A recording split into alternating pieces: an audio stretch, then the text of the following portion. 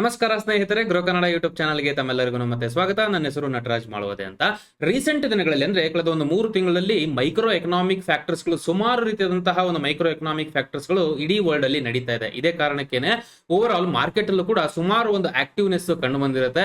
ಕಳೆದ 3 ತಿಂಗಳ ಒಂದು ಡೇಟಾ ಅಂತ ನೋಡೋದಾದ್ರೆ S&P 500 15%, ಹಾಗೆ ಡೌ ಜೋನ್ಸ್ ಬಂದು 11% ನಷ್ಟು ಒಂದು ಕುಸಿತವನ್ನ ಕಂಡಿದ್ರೆ, ನಮ್ಮ ಮಾರ್ಕೆಟ್ 7.71% ನಷ್ಟು ಕುಸಿತಿರುತ್ತೆ ಈ ಒಂದು ಪರ್ಟಿಕ್ಯುಲರ್ ಟೈಮ್ ಅಲ್ಲಿ. ಅಂದ್ರೆ ಆಲ್ಮೋಸ್ಟ್ ಈ ಒಂದು ಡೇಟಾವನ್ನು ನಾವು 20 ಮೇ 2022 ಒಂದು ಡೇಟಾವನ್ನು ನೋಡಿ ಹೇಳ್ತಾ ಇರತಕ್ಕಂಥದ್ದು ಸ್ವಲ್ಪ ಹೆಚ್ಚು ಕಡಿಮೆ ಇರುತ್ತೆ. ಬಟ್ ಓವರ್ ಆಲ್ ಒಂದು ಎಕನಾಮಿಕಲ್ ಫ್ಯಾಕ್ಟರ್ಸ್ ಗಳು, ಸುಮಾರು ರೀತಿಯಾದಂತಹ ಒಂದು ವಿಷಯಗಳು ಮಾರ್ಕೆಟ್ ಗೆ ಇಂಪ್ಯಾಕ್ಟ್ ಆಗ್ತಾ ಇದೆ. ಬಟ್ ಇದೇ ಒಂದು ಪರ್ಟಿಕ್ಯುಲರ್ ಸಿಚುವೇಶನ್ ಅಲ್ಲಿ ಯಾವ ಕಂಪನೀಸ್ ಗಳು ಚೆನ್ನಾಗಿ ಪರ್ಫಾರ್ಮ್ ಆಗ್ತಾ ಇದೆ? ಬಿಕಾಸ್ ಯಾವುದೇ ಒಂದು ಪರ್ಟಿಕ್ಯುಲರ್ ಸಿಚುವೇಶನ್ ಅಲ್ಲಿ ಮಾರ್ಕೆಟ್ ಚೆನ್ನಾಗಿ ಪರ್ಫಾರ್ಮ್ ಆಗ್ತಾ ಇರಬೇಕಾದ್ರೆ ಎಲ್ಲ ಒಂದು ಪರ್ಟಿಕ್ಯುಲರ್ ಸ್ಟಾಕ್ಸ್ ಗಳು ಚೆನ್ನಾಗಿ ವರ್ಕ್ ಆಗ್ತಾ ಇರುತ್ತೆ. ಬಟ್ ಯಾವ ಸ್ಟಾಕ್ಸ್ ಗಳು ಈ ರೀತಿಯಾದಂತಹ ಕುಸಿತಾ ಇರತಕ್ಕಂತಹ ಮಾರ್ಕೆಟ್ ಅಲ್ಲೂ ಕೂಡ ಚೆನ್ನಾಗಿ ವರ್ಕ್ ಆಗ್ತದೆ ಅಂತಂದ್ರೆ ಫಂಡಮೆಂಟಲಿ ಆ ಕಂಪನೀಸ್ ಗಳು ಸ್ಟ್ರಾಂಗ್ ಇರತಕ್ಕಂತಹ ಚಾನ್ಸಸ್ ಗಳು ಜಾಸ್ತಿ ಇರುತ್ತೆ. ಸೊ ಹಾಗಾಗಿನೇ ಇವತ್ತಿನ ಈ ಒಂದು ವಿಡಿಯೋ ಮೂಲಕ ಟಾಪ್ 5 ಕಂಪನೀಸ್ ಗಳು, ಯಾವ ಒಂದು ಕಂಪನೀಸ್ ಗಳು ಈ 3 ತಿಂಗಳಲ್ಲಿ ಮಾರ್ಕೆಟ್ ಬೀಳ್ತಾ ಇದ್ರು ಕೂಡ ತನ್ನ ಪರ್ಫಾರ್ಮೆನ್ಸ್ ಅಲ್ಲಿ ಯಾವುದೇ ರೀತಿಯ ಧಕ್ಕೆನ ಉಂಟು ಮಾಡ್ಕೊಳ್ಳದೇನೆ ಇಲ್ಲಿವರೆಗೂ ಒಂದು ಒಳ್ಳೆ ರಿಟರ್ನ್ ಕೊಡ್ತಿರ್ತಕ್ಕಂತಹ ಟಾಪ್ 5 ಕಂಪನೀಸ್ ಗಳು ಯಾವುದು, ಹಾಗೆ 5 ಕಂಪನೀಸ್ ಗಳ ಓವರ್ ಆಲ್ ಮಾಹಿತಿಗಳು, ಫಂಡಮೆಂಟಲ್ ಮಾಹಿತಿಗಳು ಇರಬಹುದು, ಸ್ಟ್ರೆಂತ್ಸ್, ವೀಕ್ನೆಸ್,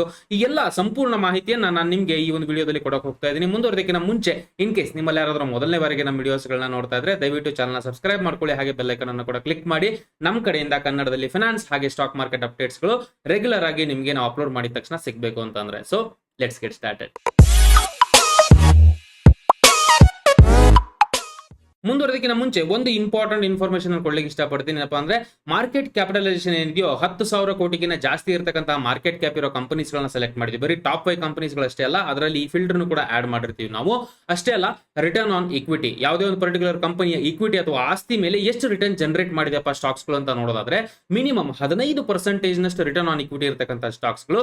ಅಷ್ಟೇ ಅಲ್ಲ, ಡೆಟ್ ಟು ಇಕ್ವಿಟಿ, ಇದ್ರ ಬಗ್ಗೆ ಸುಮಾರು ವಿಡಿಯೋದಲ್ಲಿ ನಾನು ಮಾತಾಡ್ತೀನಿ. ಬೇಸಿಕಲಿ ಸಾಲವನ್ನ ಇಂಡಿಕೇಟ್ ಮಾಡತಕ್ಕಂತಹ ನಂಬರ್ ಆಗಿರುತ್ತೆ. ಡೆಟ್ ಟು ಇಕ್ವಿಟಿ ಒಂದಕ್ಕಿಂತ ಕಡಿಮೆ ಇದ್ರೆ ಬೆಟರ್ ಅಂತ ಹೇಳ್ತಾರೆ. ಸೊ ಆ ಪರ್ಟಿಕ್ಯುಲರ್ ಕೇಸ್ ಅಲ್ಲಿ ಡೆಟ್ ಟು ಇಕ್ವಿಟಿ ಒಂದಕ್ಕಿಂತ ಕಡಿಮೆ ಇರತಕ್ಕಂತಹ ಟಾಪ್ 5 ಕಂಪನೀಸ್ ಗಳು ಇದಾಗಿರುತ್ತೆ. ನಮ್ಮ ಲಿಸ್ಟ್ ಅಲ್ಲಿ ಇರತಕ್ಕಂತಹ ಮೊದಲನೇ ಕಂಪನಿ ಬಂದು ಸ್ಕ್ಯಾಫ್ಲರ್ ಅಂತ ಹೇಳ್ಕೊಂಡು, ಜಾಸ್ತಿ ರಿಟರ್ನ್ ಕೊಟ್ಟಿರ್ತಕ್ಕಂಥ ಸ್ಟಾಕ್ ನ ಲಾಸ್ಟ್ ಅಲ್ಲಿ ಡಿಸ್ಕಷನ್ ಮಾಡ್ತೀನಿ. So stay tuned. ಸೊ ಮೊದಲನೇ ಕಂಪನಿ ಬಂದು ಸ್ಕ್ಯಾಫ್ಲರ್. ಬೇಸಿಕಲಿ ಒಂದು ಆಟೋಮೊಬೈಲ್ ಕಂಪನಿ ಆಗಿರುತ್ತೆ. ಸೊ ಬೇಸಿಕಲಿ ಆಟೋಮೊಬೈಲ್ ಕಂಪನೀಸ್ ಗಳಿಗೆ ಸ್ಮಾಲ್ ಪ್ರೆಸಿಷನ್ ಬೇರಿಂಗ್ಸ್ ಗಳಿರಬಹುದು, ಬಾಲ್ ಬೇರಿಂಗ್ಸ್ ಗಳಿರಬಹುದು, ಅಥವಾ ಇಂಜಿನ್, ಟ್ರಾನ್ಸ್ಮಿಷನ್ ಅಥವಾ ಗೇರ್ ಬಾಕ್ಸ್ ಕಾಂಪೋನೆಂಟ್ಸ್ ಗಳಿರಬಹುದು. ಈ ರೀತಿಯಾದಂತಹ ಒಂದು ಪ್ರೆಸಿಷನ್ ಕೆಲಸಗಳನ್ನ ಅಥವಾ ಒಂದು ಮ್ಯಾನುಫ್ಯಾಕ್ಚರಿಂಗ್ ಕೆಲಸಗಳನ್ನ ಆಟೋ ಕಾಂಪೋನೆಂಟ್ಸ್ ಗಳ ರಿಲೇಟೆಡ್ ಈ ಒಂದು ಕಂಪನಿ ಇವತ್ತಿನ ಮಟ್ಟಿಗೆ ಮಾಡ್ತಾ ಇರುತ್ತೆ. ಸೊ ಈ ಒಂದು ಪರ್ಟಿಕ್ಯುಲರ್ ಪರ್ಸ್ಪೆಕ್ಟಿವ್ ಅಲ್ಲಿ ಇದನ್ನ B2B ಅಂತ ಹೇಳ್ಬೋದು. ಅಂದ್ರೆ ಬಿಸ್ನೆಸ್ ಟು ಬಿಸ್ನೆಸ್. B2C ಅಂತ ಅಂದ್ರೆ business to customers, direct clients ಗಳು ಇರ್ತಾರೆ. ಬಟ್ ಇಲ್ಲಿ ಇನ್ನೊಂದು ಬಿಸ್ನೆಸ್ ಇವರಿಗೆ ಕ್ಲೈಂಟ್ ಆಗಿರೋದ್ರಿಂದ B2B ಒಂದು ಬಿಸ್ನೆಸ್ ಮಾಡೆಲ್ ಅನ್ನ ಇವತ್ತಿನ ಮಟ್ಟಿಗೆ ಈ ಕಂಪನಿ ಹೊಂದಿರುತ್ತೆ. ಕಳೆದ 3 ತಿಂಗಳಲ್ಲಿ ತುಂಬಾ ಇಂಪಾರ್ಟೆಂಟ್ ಇದು, ಕಳೆದ 3 ತಿಂಗಳಲ್ಲಿ 23.3% ನಷ್ಟು ಓವರ್ ಆಲ್ ಒಂದು ಗ್ರೋತ್ ಅನ್ನ ಈ ಕಂಪನಿ ತನ್ನ ಶೇರ್ ಪ್ರೈಸ್ ಅಲ್ಲಿ ಕಂಡಿದೆ. ಅಂದ್ರೆ ಅಷ್ಟು ಒಂದು ರಿಟರ್ನ್ ಅನ್ನ ಹೂಡಿಕೆದಾರರಿಗೆ ಈ ಕಂಪನಿ ತಂದುಕೊಟ್ಟಿರುತ್ತೆ. ಕಂಪನಿಯ ಸ್ಟ್ರೆಂತ್ಸ್ ಅಂತ ನೋಡೋದಾದ್ರೆ ಅಥವಾ ಬಲಗಳು ಅಂತ ನೋಡೋದಾದ್ರೆ, ಕಂಪನಿ ಇರತಕ್ಕಂತಹ ಡೈವರ್ಸಿಫೈಡ್ ಒಂದು ಪ್ರೊಡಕ್ಟ್ಸ್ ಗಳು ಏನಿದೆಯೋ ಅಥವಾ ಬೇರೆ ಬೇರೆ ರೀತಿಯಾದಂತಹ ಪ್ರೊಡಕ್ಟ್ಸ್ ಗಳನ್ನ ಇವತ್ತಿನ ಮಟ್ಟಿಗೆ ರೆಡಿ ಮಾಡ್ತಾ ಇದೆ. ಅಷ್ಟೇ ಅಲ್ಲ, ಅದರಲ್ಲಿ ಇರತಕ್ಕಂತಹ ಇವರ ಎಕ್ಸ್ಪರ್ಟೀಸ್ ಏನಿದೆಯೋ ಇವರ ಒಂದು ಮೇನ್ ಸ್ಟ್ರೆಂತ್ ಆಗಿರುತ್ತೆ. ಬಹುಶಃ ಇದೇ ಕಾರಣಕ್ಕೆ ಅನ್ಸುತ್ತೆ ಕಳೆದ 5 ವರ್ಷದಲ್ಲಿ ಸುಮಾರು 25.38% ನಷ್ಟು ಸೇಲ್ಸ್ ಗ್ರೋತ್ ನ ಕಂಡಿರುತ್ತೆ.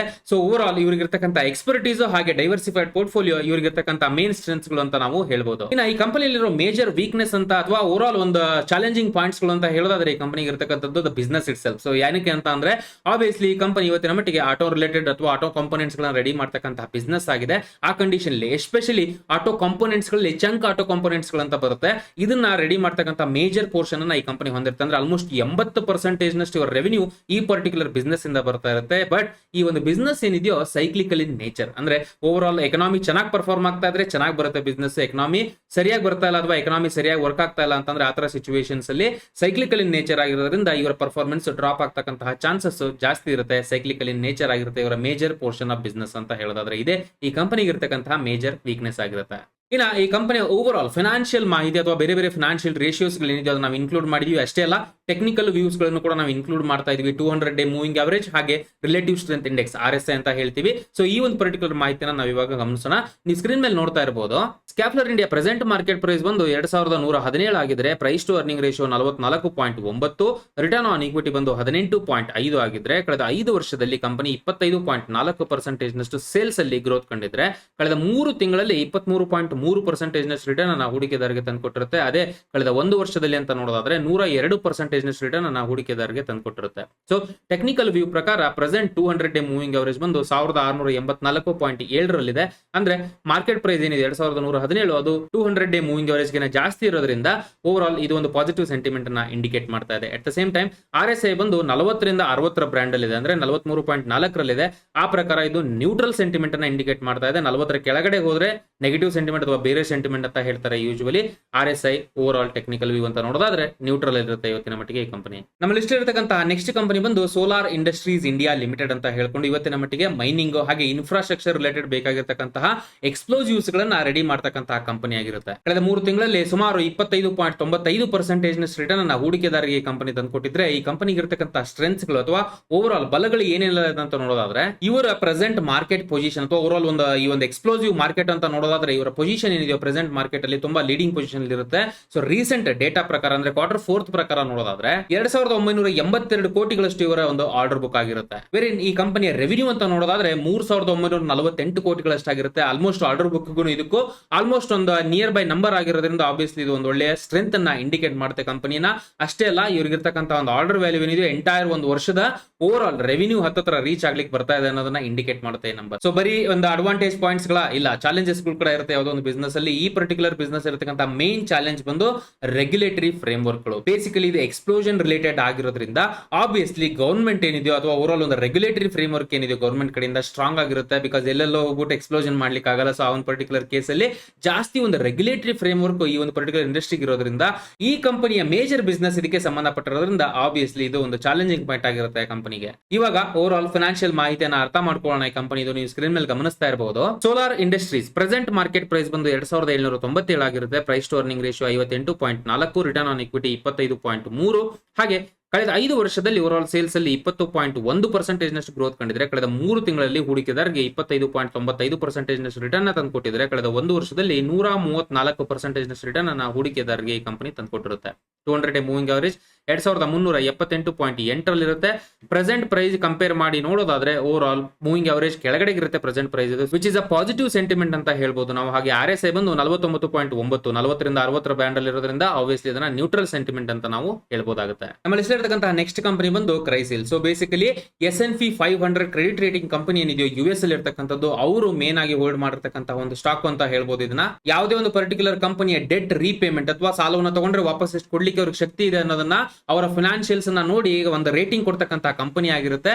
ಓವರ್ ಆಲ್ ಕ್ರೈಸಿಲ್ ಏನಿದೆ ಇವತ್ತಿನ ಕಂಡೀಷನ್ ಅಲ್ಲಿ ಭಾರತದಲ್ಲಿ ಒನ್ ಆಫ್ ದ ಲೀಡಿಂಗ್ ಈ ಒಂದು ರೇಟಿಂಗ್ ಕೊಡ್ತಕ್ಕಂಥ ಕಂಪನಿ ಅಂತ ಹೇಳ್ಬೋದು ಡೆಟ್ ಮ್ಯಾನೇಜ್ಮೆಂಟ್ಸ್ ಅಲ್ಲಿ. ಕಳೆದ 3 ತಿಂಗಳಲ್ಲಿ 27.52% ನಷ್ಟು ಹೂಡಿಕೆದಾರರಿಗೆ ಈ ಕಂಪನಿ ರಿಟರ್ನ್ ತಂದುಕೊಟ್ಟಿದ್ರೆ, ಕಂಪನಿ ಇರ್ತಕ್ಕಂಥ ಮೇನ್ ಸ್ಟ್ರೆಂತ್ ಏನಪ್ಪಾ ಅಂತಂದ್ರೆ S&P 500 ಓನ್ ಮಾಡಿರ್ತಕ್ಕಂಥ ಕಂಪನಿ, ತುಂಬಾ ದೊಡ್ಡ ಒಂದು ರೇಟಿಂಗ್ ಕಂಪನಿ ಅಂತ ಹೇಳ್ಬೋದು ಇಡೀ ವರ್ಲ್ಡ್ ಅಲ್ಲಿ. ಅದು ಅವರ ಒಂದು ಮ್ಯಾನೇಜ್ಮೆಂಟ್ ಅಂಡರ್ ಅಲ್ಲಿ ಈ ಕಂಪನಿ ಇರೋದ್ರಿಂದ ಆಬ್ವಿಯಸ್ಲಿ ಅದು ಒಂದು ಮೇಜರ್ ಸ್ಟ್ರೆಂತ್ ಆಗಿರುತ್ತೆ ಕಂಪನಿಗೆ. ಇದೇ ಕಾರಣಕ್ಕೆ ಅನ್ಸುತ್ತೆ ಇವರು ರಿಟರ್ನ್ ಆನ್ ಇಕ್ವಿಟಿ ಕಳೆದ ರೀಸೆಂಟ್ ದಿನಗಳಲ್ಲಿ ಅಂತ ನೋಡೋದಾದ್ರೆ 29.3% ನಷ್ಟು ಆಗಿರುತ್ತೆ. ಓವರ್ ಆಲ್ ಇವರಿಗಿರ್ತಕ್ಕಂತಹ ಮೇನ್ ಮ್ಯಾನೇಜ್ಮೆಂಟ್ ಸ್ಟ್ರೆಂತ್ ಹಾಗೆ ಅವ್ರಿಗಿರ್ತಕ್ಕಂಥ ಒಂದು ಮಾರ್ಕೆಟ್ ಪೊಸಿಷನ್ ಏನಿದೆ ಇವತ್ತಿನ ಮಟ್ಟಿಗೆ ಈ ಒಂದು ಕ್ರೆಡಿಟ್ ರೇಟಿಂಗ್ ಇಂಡಸ್ಟ್ರಿಯಲ್ಲಿ one of the major strength ಆಗಿರುತ್ತೆ ಕಂಪನಿಗೆ. ಇನ್ನ ಇವರ ಮೇಜರ್ ಚಾಲೆಂಜ್ ಪಾಯಿಂಟ್ ಅಂತ ಅಂದ್ರೆ ಇವರ ರೆಪ್ಯುಟೇಷನ್, ಇವರ ಕ್ರೆಡಿಬಿಲಿಟಿ ಏನಿದೆಯೋ ಸಖತ್ ಕ್ರಿಟಿಕಲ್ ಆಗಿರುತ್ತೆ ಮಾರ್ಕೆಟ್ ಅಲ್ಲಿ. ಕ್ರೆಡಿಬಿಲಿಟಿ ಅಥವಾ ಇವರ ಒಂದು ರೆಪ್ಯುಟೇಷನ್ ಗೆ ಏನಾದ್ರು ಒಂಚೂರು ಹೆಚ್ಚು ಕಡಿಮೆ ಆದ್ರೂ ಕೂಡ ಅದು ಇಮಿಡಿಯೇಟ್ಲಿ ಇವರ ಒಂದು ಬಿಸ್ನೆಸ್ ಗೆ ಪರಿಣಾಮವನ್ನು ತರುತ್ತೆ. ಬಿಕಾಸ್ ಕ್ರೆಡಿಟ್ ರೇಟಿಂಗ್ ಅಂತ ಅಂದ್ರೆ ಜನಗಳು ಒಂದು ನಂಬಬೇಕು. ಸೊ ಬೇಸಿಕಲಿ ಅವರ ನಂಬಿಕೆ ಮೇಲೆನೆ ಇವರ ಒಂದು ಬಿಸ್ನೆಸ್ ಡಿಪೆಂಡ್ ಆಗಿರುತ್ತೆ. ಆಬ್ವಿಯಸ್ಲಿ ಒಂದು ಪರ್ಟಿಕ್ಯುಲರ್ ಕೇಸ್ ಅಲ್ಲಿ ಯಾವತ್ತೂ ಕೂಡ ಈ ಒಂದು ರೇಟಿಂಗ್ ಕಂಪನೀಸ್ ಗಳ ಒಂದು ಟ್ರಸ್ಟ್ ವರ್ತಿನೆಸ್ ಏನಿರ್ತೀಯೋ ಅದೇ ರೀತಿ ಇರಬೇಕಾಗುತ್ತೆ. ಸೊ ಏನಾದ್ರು ಒಂಚೂರು ಹೆಚ್ಚು ಕಡಿಮೆ ಆದ್ರೂ ಕೂಡ ಆಬ್ವಿಯಸ್ಲಿ ಅದರ ಪರಿಣಾಮ ಇಮಿಡಿಯೇಟ್ಲಿ ಇವರ ಒಂದು ಬಿಸ್ನೆಸ್ ಗೆ ಬೀರುತ್ತೆ. ಇದಕ್ಕೆ ಒಂದು ಬೆಸ್ಟ್ ಎಕ್ಸಾಂಪಲ್ ಅಂದ್ರೆ 2018ರಲ್ಲಿ ILFS NBFC ಕ್ರೈಸಿಸ್ ಆಗಿತ್ತು. ಸೊ ಬೇಸಿಕಲಿ ರೆಪ್ಯುಟೇಷನ್ ಸುಮಾರು ಇಶ್ಯೂಸ್ ಆಗಿತ್ತು. ಈ ರೀತಿಯಾದಂತಹ ಇಶ್ಯೂಸ್ ಆದ್ರೂ ಕೂಡ ಇಮಿಡಿಯೇಟ್ ಪರಿಣಾಮಗಳು ಈ ರೀತಿಯಾದಂತಹ ಕಂಪನೀಸ್ ಗಳಿಗೆ, ರೇಟಿಂಗ್ ಕಂಪನೀಸ್ ಗಳಿಗೆ ಬೀರುತ್ತೆ. ಇವಾಗ ಈ ಕಂಪನಿಯ ಫೈನಾನ್ಷಿಯಲ್ ಮಾಹಿತಿನ ಅರ್ಥ ಮಾಡ್ಕೊಳ್ಳೋಣ. ನೀವು ಸ್ಕ್ರೀನ್ ಮೇಲೆ ಗಮನಿಸ್ತಾ ಇರಬಹುದು. ಕ್ರೈಸಿಲ್ ಕಂಪನಿಯ ಕರೆಂಟ್ ಮಾರ್ಕೆಟ್ ಪ್ರೈಸ್ ಬಂದು 3771 ಟ್ರೇಡ್ ಆಗ್ತಾ ಇರುತ್ತೆ. Price to earning ratio 55.7, return on equity 29.3 ಆಗಿದ್ರೆ, ಕಳೆದ 5 ವರ್ಷದಲ್ಲಿ ಸೇಲ್ಸ್ ಅಲ್ಲಿ 8.35% ನಷ್ಟು ಕಂಪೌಂಡೆಡ್ ಗ್ರೋತ್ ನ ಕಂಡಿದ್ರೆ, ಕಳೆದ 3 ತಿಂಗಳಲ್ಲಿ ಹೂಡಿಕೆದಾರರಿಗೆ 27.52%, ಹಾಗೆ ಕಳೆದ 1 ವರ್ಷದಲ್ಲಿ 87.5% ನಷ್ಟು ರಿಟರ್ನ್ ಅನ್ನ ಈ ಕಂಪನಿ ತಂದುಕೊಟ್ಟಿರುತ್ತೆ. So over all 200 day moving average 2956.8 ಇರುತ್ತೆ. ಅಂದ್ರೆ current market price 200 day moving average ಮೇಲೆ ಟ್ರೇಡ್ ಆಗ್ತಾ ಇರೋದ್ರಿಂದ ಒಂದು ಪಾಸಿಟಿವ್ ಸ್ಟ್ರೆಂತ್ ಅನ್ನ ಇಂಡಿಕೇಟ್ ಮಾಡುತ್ತೆ. At the same time RSI ಕೂಡ ಪಾಸಿಟಿವ್ ಸ್ಟ್ರೆಂತ್ ನ ಇಂಡಿಕೇಟ್ ಮಾಡ್ತಾ ಇದೆ. ಬಿಕಾಸ್ 60.3 ಇರುತ್ತೆ, 60 ಬ್ರ್ಯಾಂಡ್ ಅಲ್ಲಿ ರನ್ ಆಗ್ತಾ ಇದೆ RSI. ಸೊ ಆ ಒಂದು ಕಂಡೀಷನ್ ಅಂತ ಹೇಳೋದಾದ್ರೆ RSI ಕೂಡ ಪಾಸಿಟಿವ್ ಸ್ಟ್ರೆಂತ್ ಅನ್ನ ಇಂಡಿಕೇಟ್ ಮಾಡ್ತಾ ಇದೆ ಕಂಪನಿಯಲ್ಲಿ. ನಮ್ಮ ಲಿಸ್ಟ್ ಇರತಕ್ಕಂತಹ ನೆಕ್ಸ್ಟ್ ಕಂಪನಿ ಬಂದು ಅದಾನಿ ಗ್ಯಾಸ್. ಹೆಸರು ಹೇಳೋ ಪ್ರಕಾರನೇ LPG ಇರ್ಬೋದು, ನ್ಯಾಚುರಲ್ ಗ್ಯಾಸ್ ಇರ್ಬೋದು, ಡೊಮೆಸ್ಟಿಕ್ ಲೆವೆಲ್ ಅಲ್ಲಿ ಒಂದು ಮಾರ್ಕೆಟ್ ಲೀಡಿಂಗ್ ಪೊಸಿಷನ್ ಇವತ್ತಿನ ಮಟ್ಟಿಗೆ ಅದಾನಿ ಗ್ಯಾಸ್ ಹೊಂದಿರುತ್ತೆ. ಕಳೆದ 3 ತಿಂಗಳಲ್ಲಿ 42.83% ನಷ್ಟು ರಿಟರ್ನ್ ಹೂಡಿಕೆದಾರರಿಗೆ ಈ ಕಂಪನಿ ತಂದುಕೊಟ್ಟಿದ್ರೆ, ಇವರಿಗೆ ಇರ್ತಕ್ಕಂತಹ ಗ್ಯಾಸ್ ಡಿಸ್ಟ್ರಿಬ್ಯೂಷನ್ ನೆಟ್ವರ್ಕ್ ಏನಿದೆ ಎಲ್ಲ ಕಡೆಗೂ ಇವರು ಒಂದು ನೆಟ್ವರ್ಕ್ ಇವತ್ತಿನ ಮಟ್ಟಿಗೆ ಅವೈಲೇಬಲ್ ಇರುತ್ತೆ. ಸುಮಾರು 38 ಡಿಸ್ಟ್ರಿಬ್ಯೂಷನ್ ನೆಟ್ವರ್ಕ್ ಗಳನ್ನ ಇವತ್ತಿನ ಮಟ್ಟಿಗೆ ಭಾರತದಲ್ಲಿ ಕಂಪನಿ ಹೊಂದಿರುತ್ತೆ. ಇದೇ one of the major strength ಆಗಿರುತ್ತೆ ಕಂಪನಿಗೆ. ಇನ್ನು ಇವರಿಗೆ ಇರ್ತಕ್ಕಂತಹ ಥ್ರೆಟ್ ಅಥವಾ ಚಾಲೆಂಜ್ ಅಂತ ಹೇಳೋದಾದ್ರೆ ಆಬ್ವಿಯಸ್ಲಿ ಎಲೆಕ್ಟ್ರಿಕ್ ವೆಹಿಕಲ್ಸ್ ಗಳು, EV ವೆಹಿಕಲ್ಸ್ ಗಳು ಇವತ್ತಿನ ಮಟ್ಟಿಗೆ ಒಂದು ಲೀಡಿಂಗ್ ಪೊಸಿಷನ್ ಅಲ್ಲಿ ಮಾರ್ಕೆಟ್ ಅಲ್ಲಿ ಇವತ್ತಿನ ಮಟ್ಟಿಗೆ ಬರ್ತಾ ಇದೆ ಭಾರತದಲ್ಲಿ. ಈ ಒಂದು ಕಂಡೀಷನ್ ಅಂತ ಹೇಳೋದಾದ್ರೆ ಇವರಿಗೆ ಇರ್ತಕ್ಕಂತಹ ನ್ಯಾಚುರಲ್ ಗ್ಯಾಸ್ ಇರ್ಬೋದು, LPG ಇರ್ಬೋದು, ಇವರ ಡಿಸ್ಟ್ರಿಬ್ಯೂಷನ್ ಏನಿದೆ ಕಂಪ್ಲೀಟ್ಲಿ ಪೆಟ್ರೋಲ್ ಹಾಗೆ ಡೀಸೆಲ್ ಬಿಟ್ಬಿಟ್ಟು ಯೂಸ್ ಮಾಡ್ತಕ್ಕಂಥ ಪ್ರಾಡಕ್ಟ್ ಇವ್ರದ್ದಾಗಿರುತ್ತೆ. ಸೊ ಆ ಒಂದು ಪರ್ಟಿಕ್ಯುಲರ್ ಕೇಸ್ ಅಲ್ಲಿ ಅಂತ ಹೇಳೋದಾದ್ರೆ ಆಬ್ವಿಯಸ್ಲಿ ಎಲೆಕ್ಟ್ರಿಕ್ ವೆಹಿಕಲ್ಸ್ ಗಳು ಬಂತು ಅಂತಂದ್ರೆ LPG ಡಿಮ್ಯಾಂಡ್ ಕಡಿಮೆ ಆಗ್ತಕ್ಕಂತಹ ಚಾನ್ಸಸ್ ಇರುತ್ತೆ, ಅಥವಾ ಓವರ್ ನ್ಯಾಚುರಲ್ ಗ್ಯಾಸ್ ಡಿಮ್ಯಾಂಡ್ ಕಡಿಮೆ ಆಗ್ತಕ್ಕಂತಹ ಚಾನ್ಸಸ್ ಗಳಿರುತ್ತೆ. ಸೊ ಈ ಒಂದು ಪರಿಸ್ಥಿತಿ ಏನಿದೆಯೋ ಕಂಪನಿಗೆ ಒಂದು ಪರಿಣಾಮವನ್ನು ಬೀರಬಹುದು ಓವರ್ ಆಲ್ ಬಿಸ್ನೆಸ್ ಅಲ್ಲಿ ಅಂತ ನಾವು ಹೇಳ್ಬೋದಾಗಿರುತ್ತೆ. ಇದು ಒಂದು ಚಾಲೆಂಜಿಂಗ್ ಪಾಯಿಂಟ್ ಆಗಿರುತ್ತೆ ಕಂಪನಿಗೆ. ಹಾಗೆ ಪ್ರೆಸೆಂಟ್ ವ್ಯಾಲ್ಯೂಯೇಷನ್ ಪ್ರಕಾರ ಸುಮಾರು 543 ಇರುತ್ತೆ ಪಿ ರೇಷಿಯೋ ಇರೋದು. ತುಂಬಾ ಒಂದು ಜಾಸ್ತಿ ನಂಬರ್ ಅಂತ ಹೇಳ್ಬೋದು ಇದನ್ನ, ಪರ್ಟಿಕ್ಯುಲರ್ಲಿ ಈ ಒಂದು ಪರ್ಟಿಕ್ಯುಲರ್ ಇಂಡಸ್ಟ್ರಿಗೆ ಸಂಬಂಧಪಟ್ಟಿರ್ತಕ್ಕಂಥ ಬೇರೆ ಕಂಪನೀಸ್ ಗಳಿಗೆ ಕಂಪೇರ್ ಮಾಡಿ ನೋಡೋದಾದ್ರೆ. ಇವಾಗ ಫಿನಾನ್ಷಿಯಲ್ ಮಾಹಿತಿಗಳನ್ನ ಅರ್ಥ ಮಾಡ್ಕೊಳ್ಳೋಣ. ಅದಾನಿ ಗ್ಯಾಸ್ ನೀವು ಸ್ಕ್ರೀನ್ ಮೇಲೆ ಗಮನಿಸ್ತಾ ಇರಬಹುದು. ಅದಾನಿ ಟೋಟಲ್ ಗ್ಯಾಸ್ ಕಂಪನಿಯ ಕರೆಂಟ್ ಮಾರ್ಕೆಟ್ ಪ್ರೈಸ್ ಬಂದು 2380 ಟ್ರೇಡ್ ಆಗ್ತಾ ಇರುತ್ತೆ. Price to earning ratio 543, return on equity ಬಂದು 23% ನಷ್ಟು ಆಗಿದ್ರೆ, ಕಳೆದ 5 ವರ್ಷದಲ್ಲಿ 22.8% ನಷ್ಟು ಸೇಲ್ಸ್ ಅಲ್ಲಿ ಗ್ರೋತ್ ಕಂಡಿದ್ರೆ ಕಂಪನಿ ಕಳೆದ 3 ತಿಂಗಳಲ್ಲಿ 42.83% ನಷ್ಟು ರಿಟರ್ನ್ ಅನ್ನ ಓವರ್ ಆಲ್ ಹೂಡಿಕೆದಾರರಿಗೆ ತಂದುಕೊಟ್ಟಿರುತ್ತೆ. ಅದೇ ಕಳೆದ 1 ವರ್ಷದಲ್ಲಿ ಅಂದ್ರೆ 93.8% ನಷ್ಟು ರಿಟರ್ನ್ ಅನ್ನ ಹೂಡಿಕೆದಾರರಿಗೆ ತಂದುಕೊಟ್ಟಿದ್ರೆ, 200 day moving average presently 1690 run ಆಗ್ತಾ ಇರುತ್ತೆ. ಸೊ ಪ್ರೆಸೆಂಟ್ಲಿ ಇವರ ಒಂದು ಮಾರ್ಕೆಟ್ ಪ್ರೈಸ್ 2380 ಅಂದ್ರೆ ಜಾಸ್ತಿ ಆಗಿರುತ್ತೆ 200 ಡೇ ಮೂವಿಂಗ್ ಅವರೇಜ್ ಗಿನ. ಇದು ಒಂದು ಪಾಸಿಟಿವ್ ಸ್ಟ್ರೆಂತ್ ಅನ್ನ ಇಂಡಿಕೇಟ್ ಮಾಡುತ್ತೆ. ಹಾಗೆ RSI ಬಂದು ಆಲ್ಮೋಸ್ಟ್ ನಿಯರ್ ಟು 60 ಇದೆ ಅಂತ ಹೇಳ್ಬೋದು, 58.8. ಸೊ ಈ ಒಂದು ಕೇಸಲ್ಲಿ RSI 60 ಮೇಲೆ ದಾಟ್ತು ಅಂತ ಅಂದ್ರೆ ಆಬ್ವಿಯಸ್ಲಿ ಚಾನ್ಸಸ್ ಜಾಸ್ತಿ ಇರುತ್ತೆ ಇದರಲ್ಲಿ ಮತ್ತೆ ಒಂದು ಬುಲಿಶ್ ಮೂಮೆಂಟಮ್ ನಾವು ನೋಡಬೇಕಾಗಿರ್ತಕ್ಕಂಥದ್ದು. So over all 200 day moving average positive strength indicate ಮಾಡ್ತಾ ಇದೆ. RSI ಕೂಡ almost near to positive strength indicate ಮಾಡ್ತಾ ಇದೆ ಓವರ್ ಆಲ್ ಈ ಒಂದು ಪರ್ಟಿಕ್ಯುಲರ್ ಕೇಸಲ್ಲಿ ಅಂತ ನೋಡೋದಾದ್ರೆ. ವೆಲ್, ನಮ್ಮ ಲಿಸ್ಟ್ ಇರತಕ್ಕಂತಹ ಕೊನೆಯ ಕಂಪನಿ ಜಾಸ್ತಿ ರಿಟರ್ನ್ ಕೊಟ್ಟಿರ್ತಕ್ಕಂಥ ಅಂದ್ರೆ ಲಾಸ್ಟ್ 3 ತಿಂಗಳಲ್ಲಿ ಜಾಸ್ತಿ ರಿಟರ್ನ್ ಕೊಟ್ಟಿರ್ತಕ್ಕಂಥ ಕಂಪನಿ ಅಂತ ಹೇಳ್ಬೋದು ಅದಾನಿ ವಿಲ್ಮರ್. ರೀಸೆಂಟ್ ಆಗಿ ಲಿಸ್ಟ್ ಆಗಿರ್ತಕ್ಕಂಥ ಕಂಪನಿ ಇದು 8 ಫೆಬ್ರವರಿ 2022 ಲಿಸ್ಟ್ ಆಗಿರ್ತಕ್ಕಂಥ ಕಂಪನಿ. ಲಿಸ್ಟಿಂಗ್ ಇಂದ ಇಲ್ಲಿವರೆಗೂ 126% ನಷ್ಟು ರಿಟರ್ನ್ ಅನ್ನ ಹೂಡಿಕೆದಾರರಿಗೆ ಕಂಪನಿ ತಂದುಕೊಟ್ಟಿರುತ್ತೆ. ಅದೇ ಕಳೆದ 3 ತಿಂಗಳ ಡೇಟಾ ಪ್ರಕಾರ ನೋಡೋದಾದ್ರೆ 88.58% ನಷ್ಟು ರಿಟರ್ನ್ ಅನ್ನ ಆಲ್ಮೋಸ್ಟ್ ಈ ಒಂದು ಕಂಪನಿ ಹೂಡಿಕೆದಾರರಿಗೆ ತಂದುಕೊಟ್ಟಿರುತ್ತೆ. ಇನ್ನ ಕಂಪನಿಯ ಸ್ಟ್ರೆಂತ್ಸ್ ಅಥವಾ ಬಲಗಳು ಅಂತ ಹೇಳೋದಾದ್ರೆ edible oil, so basically palm oil ಇರಬಹುದು, ಇದೆಲ್ಲ over all market leading position ಇವತ್ತಿನ ಮಟ್ಟಿಗೆ ಕಂಪನಿ ಅಕ್ವೈರ್ ಮಾಡಿರುತ್ತೆ. ಅಷ್ಟೇ ಅಲ್ಲ, ಇವರಿಗಿರ್ತಕ್ಕಂಥ ಬ್ರಾಂಡ್ ಪ್ರೆಸೆನ್ಸ್ ಏನಿದೆಯೋ ಅದಾನಿ ಅನ್ನೋದು ಒಂದು ಮೇಜರ್ ಬ್ರಾಂಡ್ ಇವತ್ತಿನ ಮಟ್ಟಿಗೆ ಭಾರತದಲ್ಲಿ. ಈ 2 ಮೇಜರ್ ಪಾಯಿಂಟ್ಸ್ ಗಳು ಇವರಿಗಿರ್ತಕ್ಕಂಥ ಮೇನ್ ಸ್ಟ್ರೆಂತ್ಸ್ ಗಳಾಗಿರುತ್ತೆ. ಹಾಗೆ ಇವರಿಗಿರ್ತಕ್ಕಂಥ ಮೇಜರ್ ವೀಕ್ನೆಸ್ ಅಂತ ಹೇಳೋದಾದ್ರೆ ಇವ್ರಿಗೆ ಬರ್ತಕ್ಕಂಥ ರಾ ಮಟೀರಿಯಲ್ಸ್ ಅಥವಾ ಇವರ ಒಂದು ಪ್ರೊಡಕ್ಟ್ಸ್ ರೆಡಿ ಮಾಡ್ಲಿಕ್ಕೆ ಬೇಕಾಗಿರ್ತಕ್ಕಂಥ ರಾ ಮಟೀರಿಯಲ್ಸ್ ಗಳೇನಿದೆಯೋ ಫಾರ್ಮರ್ ಬೇಸ್ಡ್ ಡಿಪೆಂಡೆನ್ಸಿ ಆಗಿರುತ್ತೆ ಅಥವಾ ಫಾರ್ಮಿಂಗ್ ಮೇಲೆ ಡಿಪೆಂಡ್ ಆಗಿರುತ್ತೆ ಜಾಸ್ತಿ. ಆ ಒಂದು ಪರ್ಟಿಕ್ಯುಲರ್ ಕೇಸ್ ಅಲ್ಲಿ ಏನಾದ್ರು ಎನ್ವೈರನ್ಮೆಂಟಲ್ ಹೆಚ್ಚು ಕಡಿಮೆ ಆಯ್ತು ಅಥವಾ ಪ್ಲಾಂಟ್ ಡಿಸೀಸ್ ಬರೋದಾಗಿರ್ಬೋದು, ಈ ರೀತಿಯಾದಂತಹ ಏನೇ ಒಂದು ಪ್ರಾಬ್ಲಮ್ ಆದ್ರೂ ಕೂಡ ಇಮಿಡಿಯೇಟ್ಲಿ ಒಂದು ಇವ್ರಿಗೆ ಇಂಪ್ಯಾಕ್ಟ್ ಈ ಒಂದು ಬಿಸ್ನೆಸ್ ಆಗುತ್ತೆ. ಅಷ್ಟೇ ಅಲ್ಲ, ಲಾಂಗ್ ಟರ್ಮ್ ಕಾಂಟ್ರಾಕ್ಟ್ಸ್ ಗಳು ಸದ್ಯದ ಮಟ್ಟಿಗೆ ಯಾವುದೇ ರೀತಿಯಾದಂತಹ ಒಂದು ಲಾಂಗ್ ಟರ್ಮ್ ಕಾಂಟ್ರಾಕ್ಟ್ಸ್ ಗಳನ್ನ ಕಂಪನಿ ಹೊಂದಿರಲ್ಲ. ಇದು ಕೂಡ one of the major concerning point ಅಥವಾ ಚಾಲೆಂಜಿಂಗ್ ಪಾಯಿಂಟ್ ಆಗಿರುತ್ತೆ ಈ ಕಂಪನಿಗೆ. ಇವಾಗ ಅದಾನಿ ವಿಲ್ಮರ್ ಕಂಪನಿಯ ಓವರ್ ಆಲ್ ಫೈನಾನ್ಷಿಯಲ್ ಮಾಹಿತಿನ ಅರ್ಥ ಮಾಡ್ಕೊಳ್ಳೋಣ. ನೀವು ಸ್ಕ್ರೀನ್ ಮೇಲೆ ಗಮನಿಸ್ತಾ ಇರಬಹುದು. ಅದಾನಿ ವಿಲ್ಮರ್ ಕಂಪನಿಯ ಕರೆಂಟ್ ಮಾರ್ಕೆಟ್ ಪ್ರೈಸ್ ಏನಿದೆಯೋ 701 ಟ್ರೇಡ್ ಆಗ್ತಾ ಇದ್ರೆ, price to earning ratio 97.5, return on equity ಬಂದು 15.5% ನಷ್ಟು ಆಗಿರುತ್ತೆ. ಕಳೆದ 5 ವರ್ಷದಲ್ಲಿ ಓವರ್ ಆಲ್ 17.9% ನಷ್ಟು ಸೇಲ್ಸ್ ಅಲ್ಲಿ ಕಾಂಪೌಂಡೆಡ್ ಗ್ರೋತ್ ನ ಕಂಡಿದ್ರೆ ಕಂಪನಿ ಕಳೆದ 3 ತಿಂಗಳಲ್ಲಿ 88.58% ನಷ್ಟು ರಿಟರ್ನ್ ಅನ್ನ ಹೂಡಿಕೆದಾರರಿಗೆ ತಂದುಕೊಟ್ಟಿರುತ್ತೆ. ಕಳೆದ 1 ವರ್ಷದ ರಿಟರ್ನ್ ಅಲ್ಲ ಈಗ ನಾವು ಹೇಳ್ತಾ ಇರತಕ್ಕಂಥದ್ದು. So basically return since listing February list ಆಗಿರೋದ್ರಿಂದ ಈ ಕಂಪನಿ 126% ನಷ್ಟು ರಿಟರ್ನ್ ಅನ್ನ ಹೂಡಿಕೆದಾರರಿಗೆ ಲಿಸ್ಟಿಂಗ್ ಪ್ರೈಸ್ ಇಂದ ತಂದುಕೊಟ್ಟಿದೆ. ಹಾಗೆ 50 ಡೇ ಮೂವಿಂಗ್ ಅವರೇಜ್ ತಗೊಂಡಿದ್ವಿ. ಅಂದ್ರೆ ಕಳೆದ ಕಂಪನೀಸ್ಗಳೆಲ್ಲ ನಾವು 200 ಡೇ ಮೂವಿಂಗ್ ಅವರೇಜ್ ನ ನೋಡ್ತಾ ಇದೀವಿ, ಬಟ್ ಇಲ್ಲಿ 50 ಡೇ ಮೂವಿಂಗ್ ಅವರೇಜ್ ತಗೊಂಡಿದ್ವಿ. The reason is very simple, recent ಆಗಿ ಲಿಸ್ಟ್ ಆಗಿರತಕ್ಕಂಥ ಸ್ಟಾಕ್ ಆಗಿರೋದ್ರಿಂದ 50 ಡೇ ಮೂವಿಂಗ್ ಅವರೇಜ್ ಅನ್ನ ನಾವು ಕನ್ಸಿಡರ್ ಮಾಡಿರ್ತೀವಿ. ಟೋಟಲ್ 548.8 ಇರುತ್ತೆ 50 ಡೇ ಮೂವಿಂಗ್ ಅವರೇಜ್. ಸೊ ಅದರ ಒಂದು ನಿಟ್ಟಿನಲ್ಲಿ ಅಂತ ಹೇಳೋದಾದ್ರೆ ಕರೆಂಟ್ ಮಾರ್ಕೆಟ್ ಪ್ರೈಸ್ ಬಂದು 701 ಅಂದ್ರೆ ಜಾಸ್ತಿ ಇರುತ್ತೆ. ಪಾಸಿಟಿವ್ ಸೆಂಟಿಮೆಂಟ್ ನ ಇಂಡಿಕೇಟ್ ಮಾಡ್ತಾ ಇದೆ 50 ಡೇ ಮೂವಿಂಗ್ ಅವರೇಜ್ ಅಥವಾ ಶಾರ್ಟ್ ಟರ್ಮ್ ಟ್ರೆಂಡ್ ಅಂತ ಹೇಳ್ಬೋದು. ಸೊ RSI ಬಂದು 40 ರಿಂದ 60 ಬ್ಯಾಂಡ್ ಅಲ್ಲಿ ಇರುತ್ತೆ. ಸೊ ನ್ಯೂಟ್ರಲ್ ಸೆಂಟಿಮೆಂಟ್ ಅನ್ನ RSI ಇಂಡಿಕೇಟ್ ಮಾಡ್ತಾ ಇದೆ. 47.7 RSI ವ್ಯಾಲ್ಯೂ ಆಗಿರುತ್ತೆ. ಇದು 5 ಕಂಪನೀಸ್ಗಳಾಗಿತ್ತು. ಓವರ್ ಲಾಸ್ಟ್ 3 ತಿಂಗಳಲ್ಲಿ ಏನೇ ಒಂದು ಹೆಚ್ಚು ಕಡಿಮೆ ಆದ್ರೂ ಮಾರ್ಕೆಟ್ ಅಲ್ಲಿ ಒಂದು ಒಳ್ಳೆಯ ಕನ್ಸಿಸ್ಟೆಂಟ್ ರಿಟರ್ನ್ ಅನ್ನ ತಂದುಕೊಟ್ಟಿರ್ತಕ್ಕಂಥ 5 ಕಂಪನೀಸ್ಗಳಾಗಿತ್ತು.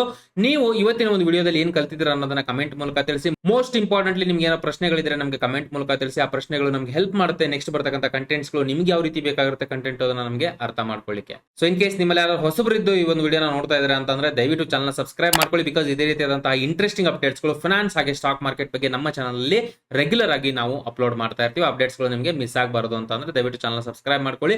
ಹಾಗೆ ಬೆಲ್ ಐಕಾನ್ ಅನ್ನು ಕೂಡ ಕ್ಲಿಕ್ ಮಾಡಿ. ನಾನು ಇಲ್ಲಿವರೆಗೂ ಕೊಟ್ಟಿರ್ತಕ್ಕಂಥ ಮಾಹಿತಿ ಎಜುಕೇಶನಲ್ ಪರ್ಪಸ್ಗೆ ಮಾತ್ರ, ಯಾವುದೇ ರೀತಿಯ ಬೈ ಸೆಲ್ ರೆಕಮೆಂಡೇಶನ್ಸ್ ಅಲ್ಲ. ಯಾವುದೇ ಹೂಡಿಕೆಯನ್ನು ಮಾಡೋದಕ್ಕಿಂತ ಮುಂಚೆ ಪ್ರಾಪರ್ ಆಗಿ ಅನಲೈಸ್ ಮಾಡಿ ಡಿಸಿಷನ್ಸ್ ಗಳನ್ನ ತಗೊಳ್ತಕ್ಕದ್ದು. Because stock market investments are subject to market risk. ಇಷ್ಟು ಹೇಳ್ತಾ ಈ ವಿಡಿಯೋನ ಇಲ್ಲಿಗೆ ಮುಗಿಸ್ತಾ ಇದ್ದೀನಿ. ಮತ್ತೆ ನಿಮಗೆ ನೆಕ್ಸ್ಟ್ ಇನ್ನೊಂದು ಇಂಟ್ರೆಸ್ಟಿಂಗ್ ವಿಡಿಯೋದಲ್ಲಿ ಸಿಗ್ತೀನಿ. ಅಲ್ಲಿವರೆಗೂ ನಾವು ಜೈ ಹಿಂದ್.